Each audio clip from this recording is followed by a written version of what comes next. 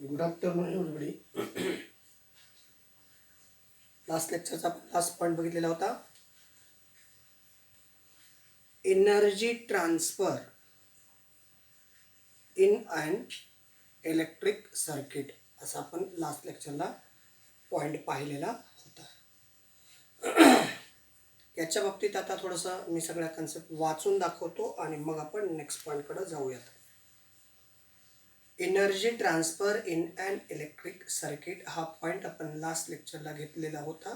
त्याचं इंट्रोडक्शन, काय काय तयार झालं, कसं कसं तयार झालं, याच्याबद्दल मी बोललेलो होतो. कनेक्ट लागतंय काय काय बघा. तो डायग्राम असा होता, आठवते का पहा. This is the diagram. हा डायग्राम आहे. या ठिकाणी रेजिस्टन्स कनेक्ट होतो आहे. It is R, this one is A, it is B. या ठिकाणी एम्पियर मीटर कनेक्ट केलेला आहे. इथं आहे बॅटरी कनेक्ट केलेली आहे. दिस वन इज अ बॅटरी. हा बॅटरीचा positive terminal, it is a बॅटरीचा निगेटिव्ह टर्मिनल. या ठिकाणी की बसवलेली आहे आणि या ठिकाणी व्होल्ट मीटर कनेक्ट केलेला आहे. व्होल्टेज मेजर करण्यासाठी हा व्होल्ट मीटर या ठिकाणी कनेक्ट केला. अशा प्रकारचा डायग्राम आहे. Direction of flow of current is higher potential to lower potential. Flow of current from higher potential to lower potential, असा हा डायग्राम आपण लास्ट लेक्चरला पाहिलेला होता. आणि या डायग्रामशी रिलेटेड काही कॅल्क्युलेशन्स होते, ते पण आपण, किंवा काही इक्वेशन्स होते, काही फॉर्म्युलेज होते, ते आपण लास्ट लेक्चरला तयार केलेले आहेत. तो मुद्दा होता energy transfer in and electric circuit. आता त्याचं डिस्क्रिप्टिव्ह म्हणजे जे काल आपण पाहिलेलं आहे, फक्त ते टेक्स्टबुकमधल्या सगळ्या कन्सेप्ट बघा. कनेक्टिंग वायर, हे सगळ्या वायर आहेत कनेक्टिंग. त्याचबरोबर इलेक्ट्रिक सेल आहे. इलेक्ट्रिकल रेजिस्टन्स इथे आहे. व्होल्ट मीटर हा आणि एम्पियर मीटर, हे सगळे. आता प्रोसिजर काय आहे, काय काय केलंय काल आपण पाहिलंय प्रोसिजर काय ते. Connect the circuit as shown in figure. After keeping the component with the proper values, measure the current. काय measure current measure करणारा कोण? Ampere meter. I also measure the potential difference. potential difference कोण measure करतं? V, म्हणजे volt meter A B. Between terminal कोणते? A आणि बी या दोन टर्मिनल मधला, ऑफ द रेजिस्टन्सच्या दोन टर्मिनल मधला पोटेन्शियल डिफरन्स मेजर करणारं हे व्होल्ट मीटर आहे. त्याचबरोबर the potential at A is higher than the potential at B, as the point A is connected to the positive terminal of the cell and point B is connected to the negative terminal of the cell. या सेलकडनं आपल्याला खूप मोठ्या पोटेन्शियलची energy मिळते. हा बॅटरीचा positive terminal इकडं connect आहे बी एला, बॅटरीचा निगेटिव्ह टर्मिनल कनेक्ट आहे बी ला. अशा प्रकारची ही अरेंजमेंट आहे. इलेक्ट्रिक करंट फ्लो होतं पॉझिटिव्ह टर्मिनल काढून निगेटिव्ह टर्मिनल कडे. क्लिअर? क्वेश्चन काय का पहा. त्याच्यानंतर if a charge flows from, का डायग्राम मी काढला होता, charge flows from A to B. कोणता ए? हा ए आणि हा B. Charge is flow from, या ठिकाणचा जो हा चार्ज आहे इकडनं असा आला, इथून इथल्या अंतरामध्ये A to B. Charge flows from A to B. Work V, work होते. चार्ज इथून इथं आला म्हणजे वर्क झाला. त्यावेळेस त्या ठिकाणचा वर्क झालं, वर्क. त्याच्यानंतर potential difference in A B आणि फ्लो चार्ज क्यू. बरोबर ना? वर्क म्हणजे वर्क झालं, पोटेन्शियल डिफरन्स दोघांमधला, ए आणि बी मधला. आणि कोण फ्लो होत आहे वर्क होण्यासाठी? चार्ज फ्लो होतो. Has been done on Q, on Q. आता क्यू कुठे दिसते का बघा, ऑन क्यू. आता तो क्यू काय आहे? एका सिरियल लाईनशी रिलेटेड. क्यू म्हणजे काय आहे? चार्ज. हा क्यू एक बी पशी आला. While going from A to B, हे आपण लास्ट इयरला शिकलेलो आहोत, कसा बी ए पासून बी कडे जातो. From where does the energy come to do this work. मग या एनर्जीमुळं वर्क होतं का? Yes. Work is equal to काय? Force into displacement. आता फोर्स कोणता? केमिकल एनर्जीचा, म्हणजे हा पॉवर, इट इज एक प्रकारचा पॉवर आहे. Power is a force to transmission of power is a force to transmission of electrical energy, that means quantity of charges from one place to another place. So that power, आणि त्या पॉवरमुळे work होते. The energy, the source of energy is the cell. Power म्हणजे काय आहे? Source of energy in the cell. The cell given this energy through the charge Q and to the resistance. मग आता ती जी एनर्जी आहे याच्यामधली असणारी energy त्या charge क्यूवरती apply करणार आहे आणि तो चार्ज क्यू या रेजिस्टन्स ए पासून बी पर्यंत जाणार आहे. मग त्यावेळेस work, potential difference, charge is a preferred या ठिकाणी. याच्यामुळे काय काय मेन्शन झालं बघा? वर्क झालं. वर्क कोणी? चार्ज ए पॉईंट पासून बी पॉईंट पर्यंत गेला. डिस्प्लेसमेंट झालं म्हणजे वर्क झालं. त्याचबरोबर हे डिस्प्लेसमेंट कोणी मोजलं? पोटेन्शियल डिफरन्स म्हणजे व्होल्टमीटरने मोजलं. ॲट पॉईंट ए पासून ॲट पॉईंट बी गेला कोण? चार्ज. तर या सगळ्या गोष्टी आपल्याला प्रेफर्ड करता येतात, परफॉर्म करता येतात. If the charge Qs flow from A to B in time T. समजा एखादा चार्ज ए पासून बी पर्यंत इन टाइम टी मध्ये आला तर काय होते? A B upon T. कोण गेला? पोटेन्शियल डिफरन्सने मोजलं. ए पासून बी पर्यंतचा पोटेन्शियल डिफरन्स मोजलं. कोण गेला ए पासून बी पर्यंत? Charge upon T. याला म्हणतो आपण पॉवर. कसली पॉवर? Electrical power. त्याला काय म्हणतो आपण? Electrical power. मुद्दा लक्षात आला का बघा? चार्ज इथून इथं आला. इथून इथं आल्यासाठी मोजलं कोण? पोटेन्शियल म्हणजे व्होल्टमीटरने. चार्ज तिथून आला म्हणजे काय झालं? वर्क. बरोबर ना? चार्ज ए पासून बी पर्यंत आला. हा चार्ज ए पासून बी पर्यंत आला. व्होल्टमीटरने मोजलं. व्होल्टमीटरने मोजलं म्हणून व्होल्टेज ए पासून बी पर्यंत चार्ज येतानाच कोण आलं तिथं? याला आपण एकत्रितपणे काय म्हणतो? वर्क म्हणतो. Work upon time. ओके. तर इथंपर्यंत आले. चला पुढं आपण हा कन्सेप्ट काय आहे पहा. मग त्याच्यानंतर आणखीन एक कन्सेप्ट तुम्हाला माहित आहे, Q is equals to I into T. आता टी जर इकडे घेतला, Q divided by T is equals to I, आणि मग या दोघांना असं जर केलं तर power P is equal to काय येतं? V A B. आणि या ठिकाणी क्यू अपॉन आयला म्हणजे क्यू अपॉन टीला काय म्हणतो आपण? आय. म्हणजे power is equal to V I. असं इक्वेशन आपल्याला पाहायला मिळतं in time T. That is work is perform in time T. During the time the energy voltage A in B and Q is given by the resistor. What happened to this energy? काय होतं? या एनर्जीमुळे काय होतं? Work होतं. This energy is receive by the resistor and converted into heat. आणि ती energy, ही जी एनर्जी आहे, चार्जिंग फ्लो होण्याची जी एनर्जी आहे, तो रेजिस्टर ॲब्सॉर्ब करतो आणि त्याचं हीटमध्ये कन्व्हर्शन होतं. याला म्हणायचं एनर्जी ट्रान्सफर इन किंवा energy transfer in electric circuit. The temperature of the resistors is increase. इथून जेव्हा चार्ज फ्लो होतो तेव्हा त्याची एनर्जी इन्क्रीज होते. मग आपल्याकडे यूज युअर ब्रेन पॉवरशी रिलेटेड एक क्वेश्चन विचारलेला आहे. If in the circuit resistor is replace by motor. इथला रेजिस्टर्स काढून टाकला आणि त्याच्याऐवजी काय टाकली? Motor. In which form will energy given by the cell get transform into. आता इथून एनर्जी कुठल्या स्वरूपात बाहेर पडते? इथून एनर्जी बाहेर पडते हीट या स्वरूपात. याच्या ऐवजी, ह्या रेजिस्टरच्या ऐवजी जर आपण मोटर बसवली तर त्यावेळेस एनर्जी कुठल्या स्वरूपात बाहेर पडेल? तर मेकॅनिकल एनर्जीच्या स्वरूपात. या ठिकाणी if we connect motor, electric motor म्हणा, तर त्यावेळेस कोणती एनर्जी बाहेर पडते? Mechanical energy. Mechanical energy. लक्षात आलं का क्वेश्चन?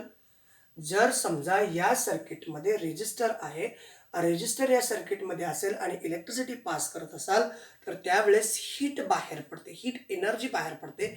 मग तो रेजिस्टन्स काढून जर मोटर बसवली तर त्या ठिकाणी मेकॅनिकल एनर्जी बाहेर पडेल. मग आपला फॉर्म्युला तयार झाला, power is equal to V I म्हणजे पोटॅन्शियल डिफरन्स इंटू करंट. कसं आलं ते तुम्हाला माहिती आहे. त्याचबरोबर H is equal to P I म्हणजे एच तयार झालं का नाही. इलेक्ट्रिसिटी पास केल्यानंतर हे सगळं जरी झालं असलं तर याच्यातनं मिळतं काय पहा. म्हणजे ह्या ठिकाणी पहा P is equal to V I आणि याच्यापासून हीट बाहेर पडली म्हणजेच H is equals to P is equals to V I असं मी लिहू शकतो. कारण हीट बाहेर पडली ना ही प्रोसेस होत असताना, त्यामुळं मी असं लिहू शकतो. त्याचबरोबर जर समजा हीट बाहेर पडण्यासाठी टायमिंगचं कॅल्क्युलेशनचा जर विचार नाही केला, किती वेळ पाठवलं याच्याशी काही देणे नाही, तर हीट तेव्हा सुद्धा मिळते H is equal to V into Q. म्हणजे पोटेन्शियल डिफरन्स तर ऑलरेडी आहेच आहे आणि आय म्हणजे काय आहे, क्यू म्हणजे काय, क्वांटिटी ऑफ चार्जेस. तर मग हीट त्याही वेळेस जनरेट होते. म्हणजे याच्याऐवजी पी व्ही आयच्या ऐवजी किंवा power is equals to potential difference into quantity of charges upon time जर नाही मेन्शन केला तरी हीट जनरेट होणारी आहे. मग त्यावेळेस कसं, so H is equals to V जसं तसा आय इंटू टी, राईट का. क्यू इज इक्वल्स टू काय, आय इंटू टी. तर ही व्हॅल्यू आपण या ठिकाणी पुटअप केली आणि मग आपल्याकडे इक्वेशन काय आलं, H is equal to H is equals to V I is equals to V I T, right का. PT how it comes, PT कसा आला पहा. Where it comes PT, heat is equals to P into T. Heat is equals to P into T म्हणजे जेवढी heat जमा होणार आहे, power जेवढा सप्लाय होईल तेवढाच त्याचा टाइम आहे. व्ही आय तर ऑलरेडी आहेच आहे. हीट बरोबर आणखीन काय कन्सेप्ट होतो, पॉवर इंटू टाइम. जेवढा पॉवर सप्लाय तेवढा वेळ टाइम, तेवढा वेळ जर तुम्ही हीट पास केली म्हणजे जेवढा पॉवर काही वेळ ट्रान्सफर केला तर हीट जनरेट होते.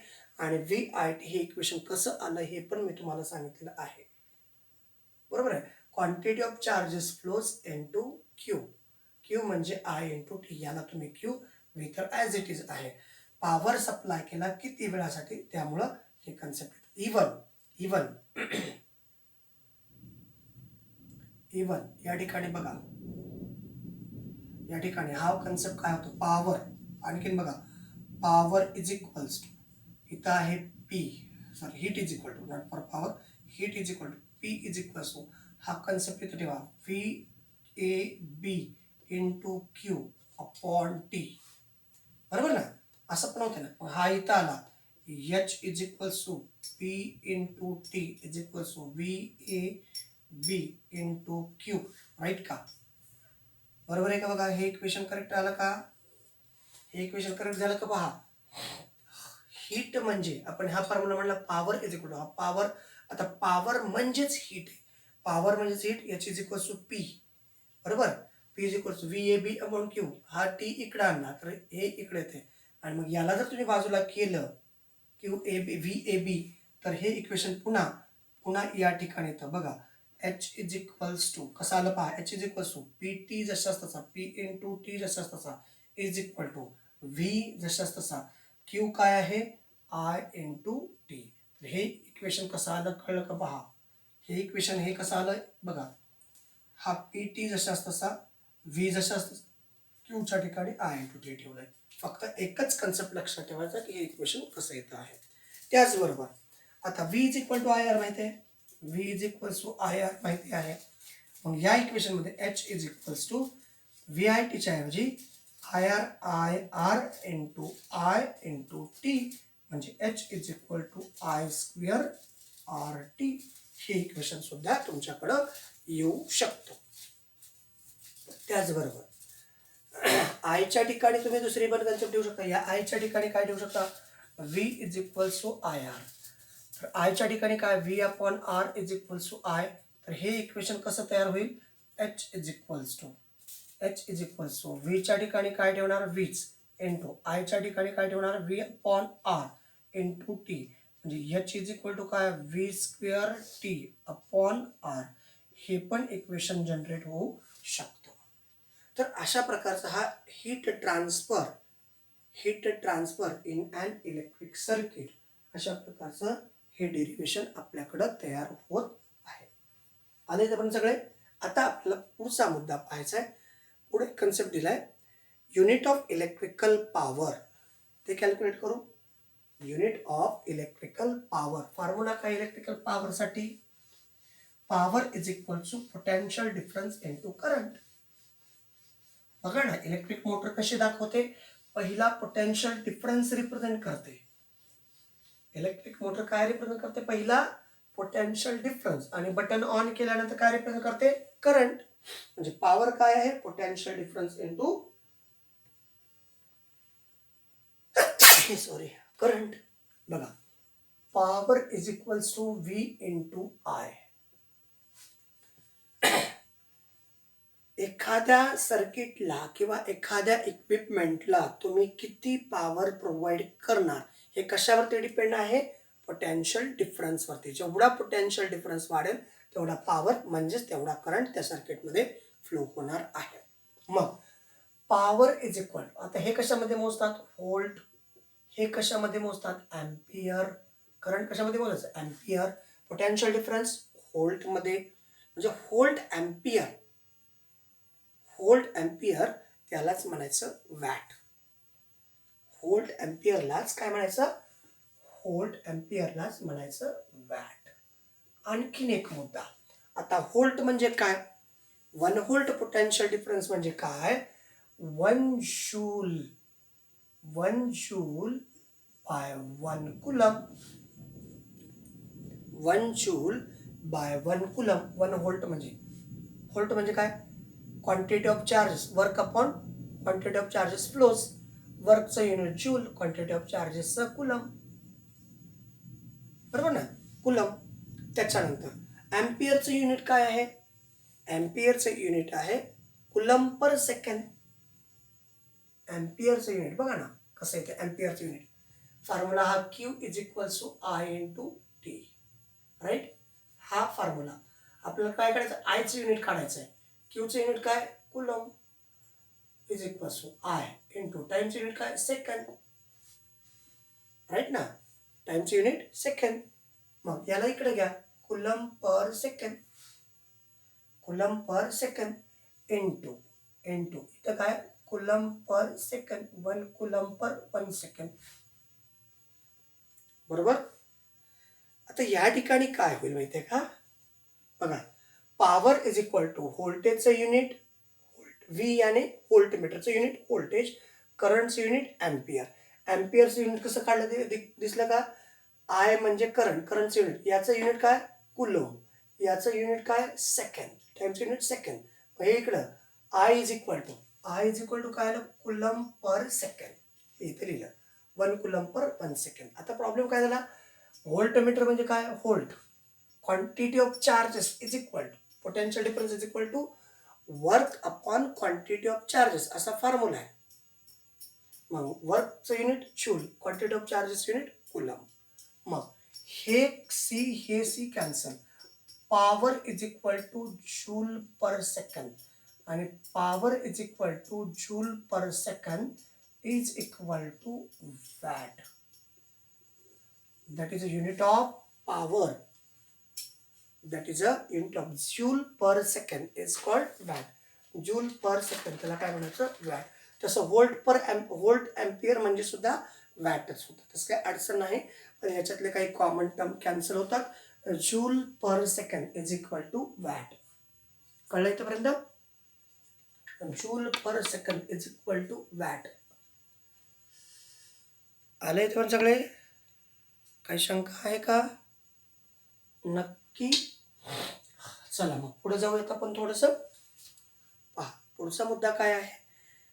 तर इलेक्ट्रिकल पॉवर ही वॅटमध्ये मोजली जाते. इलेक्ट्रिकल पॉवर कशामध्ये मोजली जाते? वॅटमध्ये. पण आपल्याकडे जे घरगुती बिल येतं ते घरगुती बिल येतं किलो वॅट अवर्स म्हणजे 1 युनिट घरगुती बिल आहे. घरगुती किंवा कारखान्यामध्ये जे युनिट यूज केलं जातं किलो वॅट अवर्स. तर याचं आपण कन्व्हर्शन पाहू. 1 युनिट म्हणजे काय? ते किलो किलो वॅटचं वॅटमध्ये कन्व्हर्शन करण्यासाठी 1000 वॅट आणि आवर्सचं कशामध्ये सेकंडमध्ये कन्वर्ट करायचं आहे. वॅट सेकंड म्हणजे जूल, बरोबर ना. वॅट सेकंड, कारण पॉवरचं युनिट काय वॅट, हे इकडे सेकंड म्हणजे जूल. बघू इथं काय येईल, 1 आवर म्हणजे किती 1 × 60 × 60. मग किलो वॅट अवर्स म्हणजे काय, किलो वॅट अवर्स म्हणजे काय झालं बघा 1000 × 3600. तर या ठिकाणी 36 × 10⁻², × 10⁻, हा इकडे घेतला बरं 10⁻³ 36 × 10⁻5. एखादा पॉईंट आणखीन इकडे घेतला तर काय होईल 10⁻6. बघा 10⁻6 3.6 × 10⁻6. बघा याचं युनिट काय आहे वॅट. आता हे मल्टिप्लिकेशन केल्यानंतर हे काय झालं सेकंड, राईट. आता या ठिकाणी चला काळजीपूर्वक पहा, इथे पॉवर इज इक्वल टू, पॉवरचं युनिट काय काढलं वॅट, हे वॅट पॉवरचं unit is equal to joule upon second. इकडं watt second is equal to joule. हा इकडे आला की नाही watt second is equal to joule. मग याचं युनिट काय आहे वॅट, याचं युनिट काय आहे सेकंड. इथं लिहिलं वॅट सेकंड म्हणजे 3.6 × 10⁻6 जूल. काय आहे किलो वॅटचं आपण जूलमध्ये कन्वर्ट केलेलं आहे. That is a unit in our home और कंपनी और इंडस्ट्रियल झोन. तर अशा प्रकारे किलो वॅटचं जूलमध्ये कन्वर्ट करता येतं. चला ओके, ही कन्सेप्ट आपण सेकंड टाइम पाहिलेली आहे. तुर्तास या व्हिडिओमध्ये आपण याच ठिकाणी थांबूयात. नेक्स्ट व्हिडिओमध्ये नेक्स्ट पॉईंट घेऊन येणार आहोत. तोपर्यंत इथेच थांबूयात. Thank you, thanks a lot.